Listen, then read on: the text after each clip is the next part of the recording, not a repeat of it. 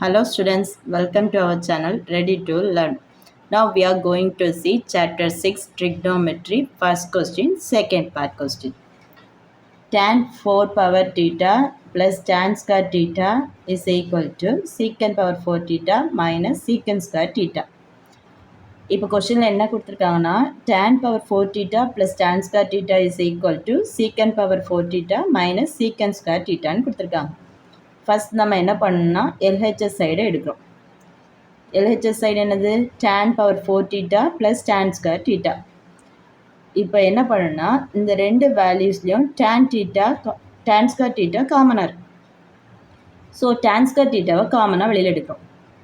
tan square thetaவை காமனாக எடுக்கும்போது remaining values என்னெல்லாம் இருக்கும் இங்கே tan ஸ்கொயர் theta இங்கே plus 1. So we are writing tan square theta bracket tan square theta plus 1 taking tan square theta as common. இப்போ tan square theta plus 1ஓட answer என்ன formula secant square theta. அந்த இடத்துல என்ன பண்ணணும்னா secant square thetaவை substitute பண்ணுறோம். tan square thetaவோட ஃபார்முலா என்ன சீக்கன் ஸ்கொயர் theta மைனஸ் 1.